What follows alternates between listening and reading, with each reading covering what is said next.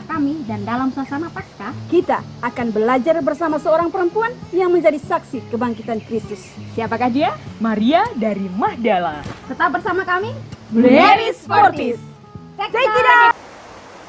Sebagai orang Kristiani, ketika kita mendengar nama Maria Magdalena, maka yang terlintas pertama kali dalam pikiran kita adalah perempuan yang pada pagi-pagi benar berangkat ke makam Yesus untuk merempahi mayat Yesus. Namun sampai di sana, ia mendapati makam kosong. Kemudian ia pergi kepada Petrus dan Yohanes untuk menyampaikan hal itu. Namun kemudian Yesus yang bangkit menampakkan diri kepadanya. Dan inilah yang menimbulkan sukacita luar biasa dalam diri Maria Magdalena. Pengalaman perjumpaan dengan Yesus yang bangkit tersebut mendorongnya untuk menjadi saksi dan pewarta kebangkitan Tuhan. Seorang teolog perempuan Katolik asal Jerman, Ingrid Mais, berpendapat bahwa nama Maria dari Magdala jauh lebih objektif ketimbang nama Maria Magdalena. Ini dikarenakan nama Maria Magdalena identik dengan perempuan yang tidak baik dan tidak bermoral. Padahal Maria dari Magdala jauh lebih dari itu. Ia mempunyai karakter berani, solider, penghibur orang berduka, tekun, dan setia. Berdasarkan analisis bahasa dan budaya, nama Maria dari Magdala sangat jelas bahwa ia seorang terpandang atau terkemuka di tengah masyarakat, dan kemungkinan ia adalah pemimpin sebuah jemaat Kristiani perdana. Kata Maria berasal dari bahasa Ibrani, Mar atau Miriam. Dalam bahasa Aram, Maryam. Dalam bahasa Yunani, Mariam. Dan dalam bahasa Latin, Maria. Kata itu berarti pahit, yang mencerminkan kepahitan hidup yang dialami oleh Maria Magdalena. Makna namanya itu mencerminkan bahwa Maria Magdalena hidup dalam tempat dan zaman yang rumit. Masyarakat kota Magdala yang berkembang pesat dan bersifat Yunani Helenistik, terdiri dari Yunani, Romawi, dan Yahudi, hidup di Palestina dan menindas masyarakat petani agraris Yahudi.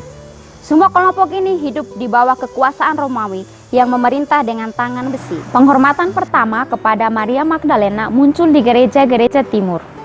Di gereja-gereja barat, devosi atau penghormatan kepada Maria Magdalena terjadi dan berkembang setelah Paus Gregorius pada tahun 590 sampai 604 Masehi yang mendukung dan meresmikan devosi populer terhadapnya. Puncaknya pada tanggal 20 April 1050, Paus Leo ke-9 mengeluarkan sebuah bula yang menetapkan Maria seorang santa dan dikukuhkan ulang oleh Paus Stefanus ke-9 pada tanggal 6 Maret 1058. Tradisi Katolik memandang Maria Magdalena sebagai perempuan kudus atau santa yang paling banyak diumpat karena kontroversial. Namun diberkati dan layak menjadi salah satu orang kudus yang membawa umat dan gereja untuk datang kepada Allah. Maria Magdalena adalah seorang penginjil perempuan mula-mula yang turut menjadi saksi dari peristiwa kebangkitan Yesus. Karena ia adalah saksi dari kebangkitan, maka ia dapat disejajarkan dengan rasul-rasul lainnya sebagai seorang rasul perempuan. Maria Magdalena menjadi contoh bagi banyak orang yang terjaga dalam iman mencari Dia di pagi hari Paskah. Dia juga model dari gereja dalam perziarahan mencari Tuhan. Maria dari Magdala mewakili perempuan misionaris yang bersemangat besar untuk mencari dan menemukan kebenaran. Dalam dia, iman yang terus mencari pengetahuan akan kebenaran yang dalam bahasa Latin disebut fides quaerens intellectum. Hal ini diwujudkan dengan upaya yang ulet tanpa lelah sehingga mendapat pemenuhannya. Sebelum dan sesudah kebangkitan, ia dapat berbalik menuju dunia baru dan melangkah untuk menempuh jalan kemuritan yang progresif dan revolusioner yang maju dan mengubah keadaan. Maria Magdalena sangat menderita dengan 7 roh jahat yang sangat mengganggunya. Namun, ia telah disembuhkan oleh Yesus. Ia mengenal dan mengalami Yesus yang menyelamatkan, menyembuhkan, dan juga mengubah hidupnya. Dalam Injil Lukas, Maria Magdalena dikenal sebagai pribadi yang mengenal dan mengikuti Yesus bersama para murid yang berjalan dari kota ke kota dan dari desa ke desa untuk mewartakan Injil Kerajaan Allah. Pengalaman Maria dari Magdala, yakni persahabatannya yang memerdekakan dengan Tuhan, mengubah hidup dan pribadinya menjadi baru.